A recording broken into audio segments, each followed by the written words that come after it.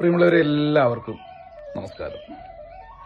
ഈ സമൃദ്ധി വരാനേ എന്ത് ചെയ്യണമെന്നറിയാമോ? മറ്റൊന്നും വേണ്ട, ഒരു 5 കാര്യങ്ങൾ ശ്രദ്ധിക്കുക.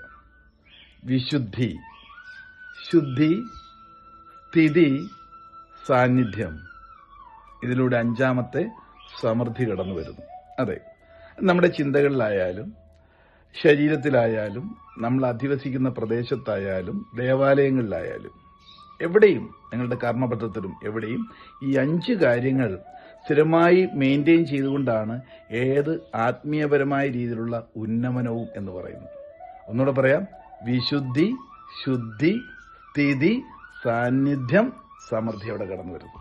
അത് എല്ലാവരും ഇടയ്ക്കിടയ്ക്ക് ചുറ്റുപാടൊന്ന് ശ്രദ്ധ വേണം. നമ്മുടെ പ്രദേശത്തെ, നമ്മളെപ്പറ്റി, നമ്മുടെ ചിന്തകളെപ്പറ്റി ആവശ്യമില്ലാത്തതിനെയൊക്കെ കാലാകാലങ്ങളിൽ വെട്ടിയൊതുക്കി ഒഴിവാക്കുക എന്നുള്ളതാണ് വിശുദ്ധി വരുത്തുക. പിന്നെയോ ശുദ്ധി വരുത്തുക, അതിനെ നല്ലതുപോലെ പരിപാലിക്കുക, വൃത്തിയായിട്ട് ശുദ്ധീകരിക്കുക.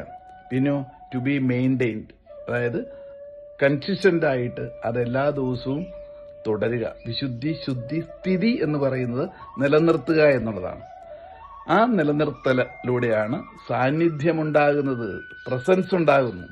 ആ പ്രസൻസിൽ പടി കടന്നു വരും ആ ശ്രീ, അതായത് സമൃദ്ധി കടന്നു വരും. ഈ അടിസ്ഥാനത്തിലാണ് എല്ലാ ആചാര അനുഷ്ഠാനങ്ങളും ഏത് അഭിവൃദ്ധിയിലേക്ക് നയിക്കുന്ന കർമ്മങ്ങളും നമ്മൾ ചെയ്തു പോരുന്നതും നമുക്ക് ചുറ്റും ചെയ്തു പോരുന്നു. ഇതിന് പല ഉപകരണങ്ങളും സംവിധാനങ്ങളും ഒക്കെ ഉപയോഗിക്കുന്നതെന്ന് മാത്രമേ ഉള്ളൂ.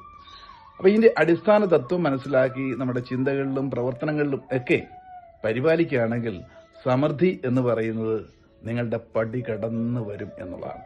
ഒന്നുകൂടെ പറയാം: 5 കാര്യങ്ങൾ: വിശുദ്ധി, ശുദ്ധി, സ്ഥിതി, സാന്നിധ്യ, സമൃദ്ധി. അപ്പം നമ്മൾ ചെയ്യാനുള്ള ചില കാര്യങ്ങൾ ചെയ്യണം. നമ്മൾ ചെയ്യാനുള്ളത് ചെയ്യാതെ ഒരിക്കലും ദൈവം നേരിട്ട് ഇറങ്ങി വന്ന് എല്ലാം നോക്കിക്കണ്ട് ചെയ്യില്ല. താൻ പാതി ദൈവൻ പാതി എന്നല്ലേ പറയാം. അപ്പം ദൈവത്തിന്റെ പാതി 2ാമതേ കിട്ടൂ. നമ്മൾ ചെയ്യാനുള്ള ആദ്യം ചെയ്യാം. ചിന്തയ്ക്ക് വിടുന്നു.